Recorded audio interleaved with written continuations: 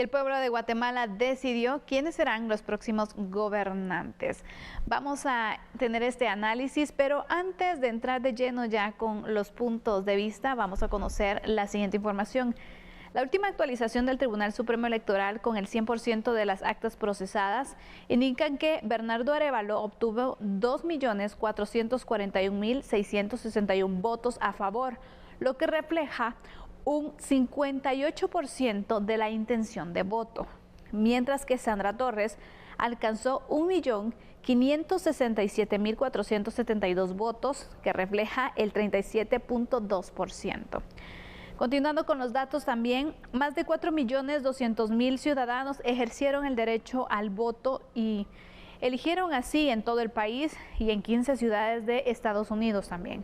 Según las cifras del TREP, la ciudadanía participó en un 45.10% del total del padrón electoral. Se observó una jornada respetuosa, pacífica y ordenada. Más de 24.000 juntas receptoras de votos y juntas electorales municipales cumplieron la labor con alto espíritu cívico, responsabilidad y de una forma también sobresaliente. Son los puntos que hay que resaltar de esta segunda vuelta electoral, donde Guatemala decidió que Bernardo Arévalo y Karin Herrera estén al frente del poder ejecutivo en nuestro país. Así se llevaron a cabo las elecciones. Fue una jornada pues bastante interesante. Vimos pues la participación de los jóvenes también, que en estas elecciones se tuvo pues ese aumento y se observaba aún más. Sabemos que la participación comparando con la primera vuelta electoral fue menor, pero ya lo veíamos venir, ¿no? Porque de hecho en cada proceso electoral se dan así las situaciones. La segunda vuelta siempre tiene un menor porcentaje, en este caso, para la participación ciudadana, de acudir entonces a las urnas, y era algo que siempre se convierte en uno de los grandes retos, Fernando. Así es, estimada Sandy. Bueno, te quiero contar que yo hoy vengo acompañado, ¿verdad? Dos de los cuerpos legales más importantes, ahí vamos a ver que la luz no le pegue tanto: Constitución Política de la República de Guatemala y Ley Electoral y de Partidos Políticos. Le invito cordialmente a que, bueno, si usted no quiere comprar esto, puede bajarlos en formato PDF de Google y tenerlo ahí en sus archivos. No hay nada como leer la Constitución Política de la República de Guatemala y conocer realmente en esas tres partes en que se divide la Constitución. Muchos colegas dicen que son solo dos.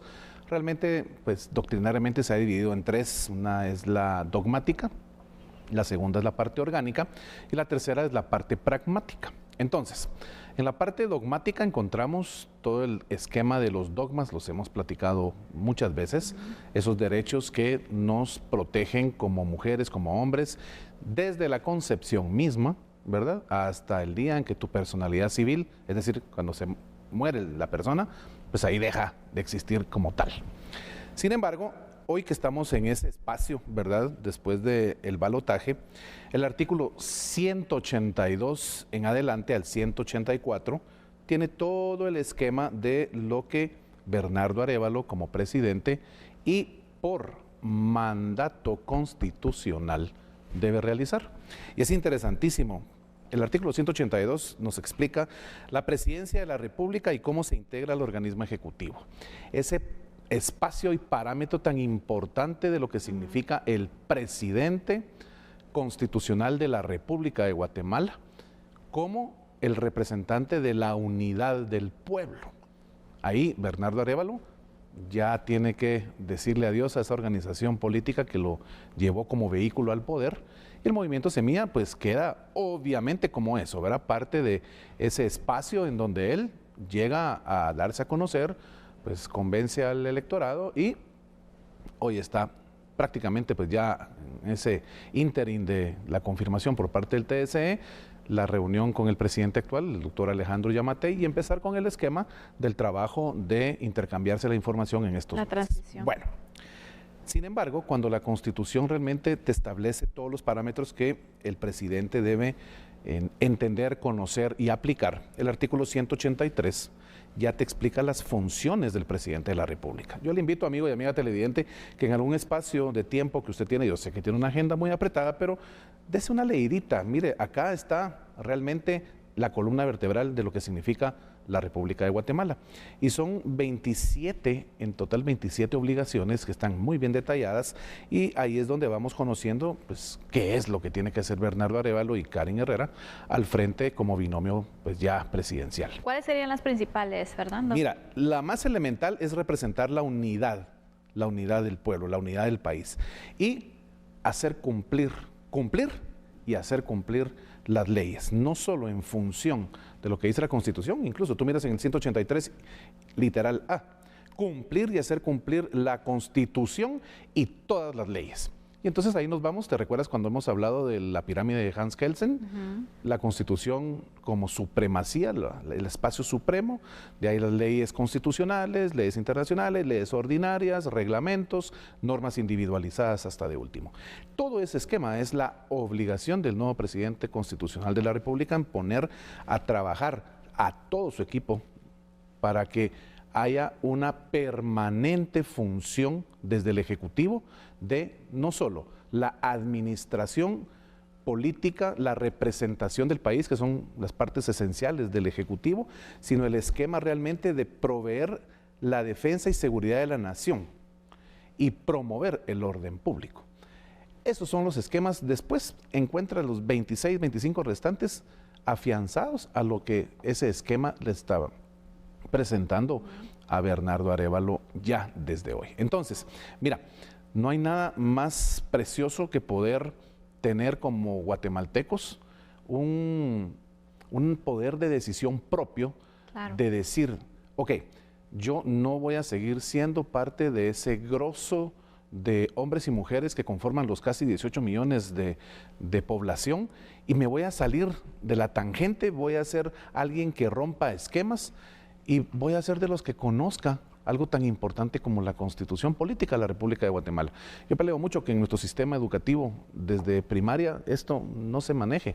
Cuando yo era niño, hace muchos años, esto era parte de lo que conocías y tenías una tarea permanente de estar leyendo y entendiendo cuál era precisamente el espacio de distribución de tus derechos como, claro, como niño en ese momento yo, y después como ciudadano. Y conoce los órganos también que conforman. Mira, y entonces es la parte orgánica de la Constitución, en donde te explica orgánico, organización, la organización del Estado per se, y te explica acá en la Constitución cómo están distribuidos los tres organismos del Estado, sus obligaciones, la elemental independencia entre ellos.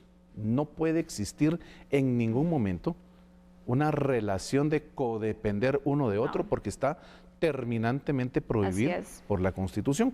Y entonces, y fíjate que hay un espacio que yo realmente te quería compartir, que a mí de veras me encanta podérselo compartir a mis alumnos y por supuesto cuando tengo la oportunidad de platicar con distintas personas. Y el artículo 136 de la Constitución establece los deberes y derechos políticos. Y en ese artículo, la literal F nos dice, es obligación tuya, Sandy Monroy, de Fernando Prera y de nuestros distinguidas amigas televidentes que nos acompañan, literal F, defender el principio de alternabilidad y no reelección en el ejercicio de la presidencia de la República. Que es algo que se está dando y que se debe mantener. Las declaraciones del actual presidente de la República, doctor Alejandro Yamatei, muy enfocado al cumplimiento de lo que establece la norma en el 136 literal F, y obviamente esto es un esquema de obligatoriedad para cualquier presidente a partir de hoy en adelante y desde la era democrática en su inicio en el 86, en donde esto, gracias a Dios, se ha respetado. Y si nos damos cuenta, hoy por hoy tenemos como pueblo que seguir peleando por ese principio de alternabilidad. Algunos le dicen principio de alternancia, es lo mismo, son sinónimos, pero acá, en ese estudio permanente de qué son tus derechos, ahí es donde radica que realmente nadie los pueda vulnerar. Y eso es importante porque en el momento que veamos vulnerado pues este principio, como ciudadanos, nosotros también podemos exigir que se haga cumplir. Así es, Sandy. Así que se cumple entonces con este principio de alternabilidad, ya tenemos el proceso que se va a iniciar de el cambio de mando, como se dice, y de esta manera también nosotros le vamos a estar dando los pormenores, las reuniones que se van a tener con los equipos de trabajo del gobierno entrante con el saliente para poder hacer la transición de gobierno, que eso es lo que toca entonces. Vamos a ir a una pausa en este momento, regresamos en unos instantes para continuar con el análisis.